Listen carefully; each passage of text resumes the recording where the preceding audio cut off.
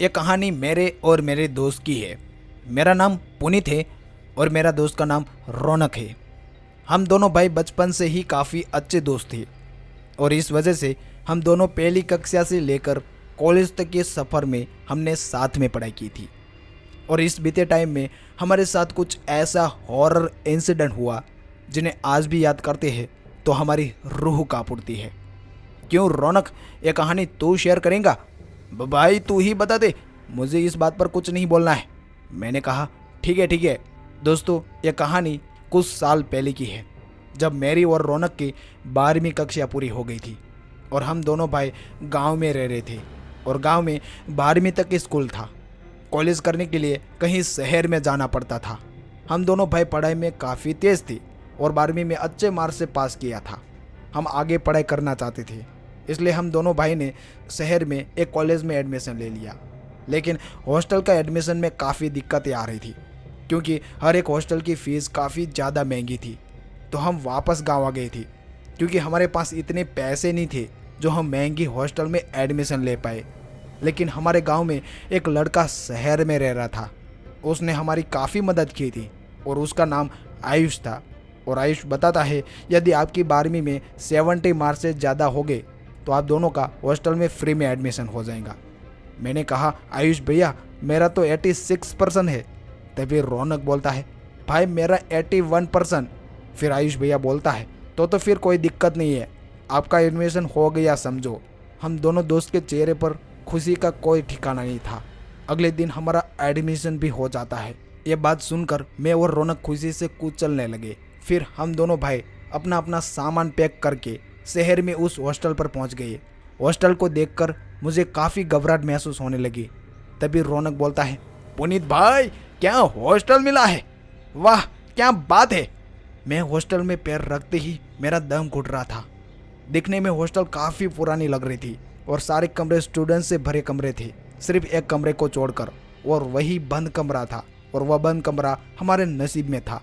फिर वह बंद कमरे को खोला तो मानो कि उस कमरे को काफ़ी दिनों से खोला ही ना हो।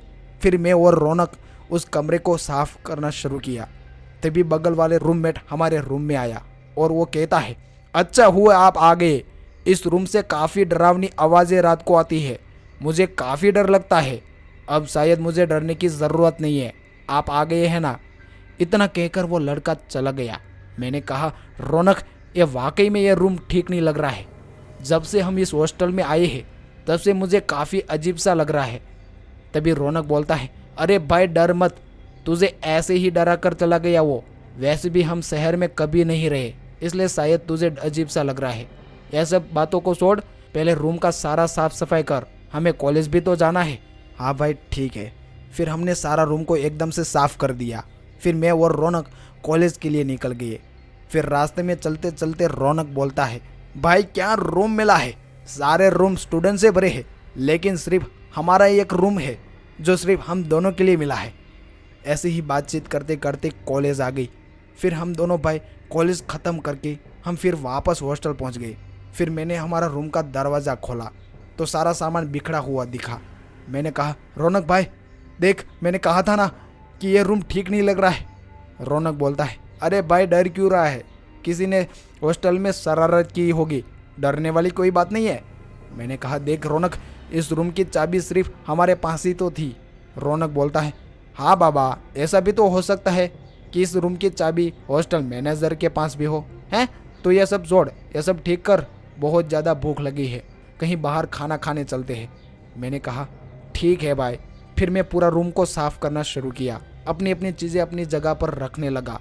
तभी बेड के नीचे मुझे काली परछाई दिखाई दी। मैंने कहा रौनक, इस बेड के नीचे कुछ है।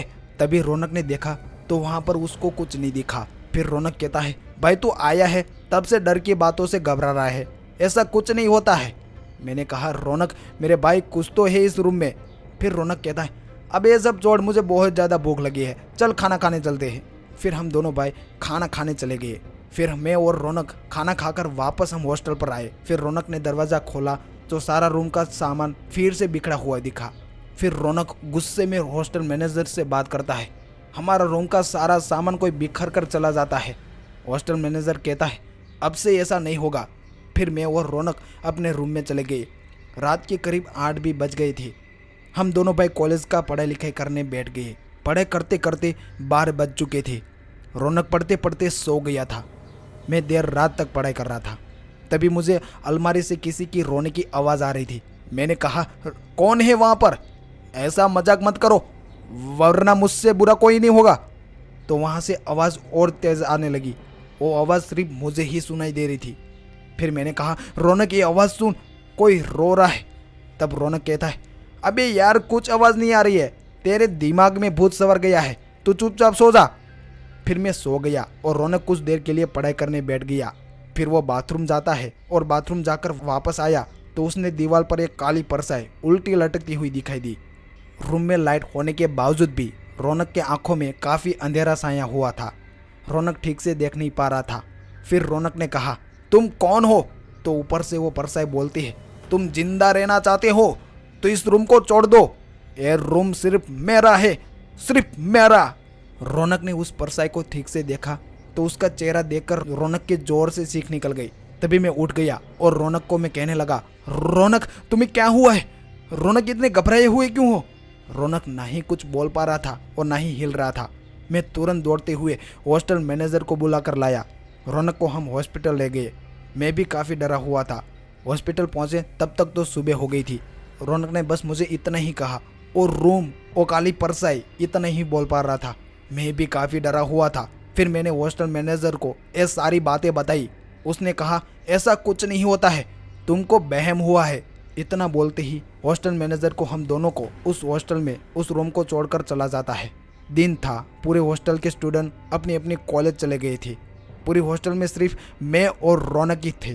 रौनक आराम कर रहा था, मैं पढ़ाई कर रहा था। तभी मैंने गलती से ऊपर देखा तो एक लड़का, उसका चेहरा भयानक था और गर्दन पर एक रस्सी बांधी हुई थी। मैं डर के मारे चिल्लाया और रौनक भी उठ गया। फिर मैं और रौनक तेजी से इस रूम को बाहर निकलकर हॉस्टल मैनेजर के पास चले गए। फिर हॉस्टल मैनेजर ने इस रूम को अच्छे से तलाशी लेता है लेकिन उसको कुछ नज़र नहीं आता है। तभी हमारे पास एक बूढ़ा आदमी आता है और बोलता है, बच्चों मुझे सब पता है इस रूम में क्या हो रहा है। तभी हॉस्टल मैनेजर उसको भगाता है। तभी मैंने कहा, रुको, बताइए क्या है इस रूम में। तो वो बूढ़ा आदमी कहता है कि उस रूम में एक लड़के ने आत्महत्या कर ली थी, वो आज भी उसकी आत्मा उस रूम में भटक रही है। तभी हॉस्टल मैनेजर कहता है, अच्छा उस रूम में आत्मा है क्या? चाचा मजाक कर रहे हो इस बुढ़ापे में? इस उम्र में मजाक करके बच्चों को मत डराओ। इतना कहकर वो हॉस्टल मैनेजर हंसने लगता है। तभी वो बूढ़ा उस हॉस्टल मैनेजर को कहता है, एक रात उस रूम में रहकर दिखाओ। तभी वो हॉस्टल मैनेजर कहता है, अच्छा मुझे चैलेंज, चलो साबित करते हैं। मैनेजर उस रूम में रात को चला जाता है जो उस रूम में अकेला था। मैनेजर रात को करीब 2:30 बजे तक इस रूम के बेड पर लेटे लेटे किताब पढ़ रहा था। तभी अचानक से किसी काली साया ने उसको खींचकर बेड के नीचे फेंक दिया। वह आत्मा हॉस्टल मैनेजर पर टूट पड़ी और हॉस्टल मैनेजर जोर जोर से चिल्लाने लगा। हैरानी की बात यह होगी कि पूरी हॉस्टल में किसी को भी ये आवाज़ नहीं सुनाई दे रही थी। ये आवाज़ सिर्फ मेरे और रौनक को ही सुनाई दे रही थी। यह सब देखकर मैं काफ़ी हैरान हो गया था। तभी उस बूढ़े आदमी ने कुछ ऐसा मंत्र बोलना शुरू किया तो आत्मा हमारे सामने आ गई। मैं और रौनक दोनों उस भयानक चीज़ को देखकर बेहोश हो गए। जब हम दोनों बेहोशी से बाहर आ गए तब तक तो सुबह हो चुकी थी। मैं और रौनक इस हॉस्टल को देखकर काफ़ी डर गए थे, मानो कि कुछ यहाँ पर हुआ ही ना हो। शायद वह बूढ़ा इंसान नहीं आया होता तो शायद इस दुनिया पर हम भी नहीं होते। फिर मैं और रौनक इस हॉस्टल को छोड़कर अपने गांव चले जाते हैं। आज भी इस हॉस्टल को याद करते हैं तो हमारी रूह कांप उठती है। दोस्तों, यह कहानी आपको कैसी लगी जरा कमेंट करके ज़रूर बताएगा। धन्यवाद।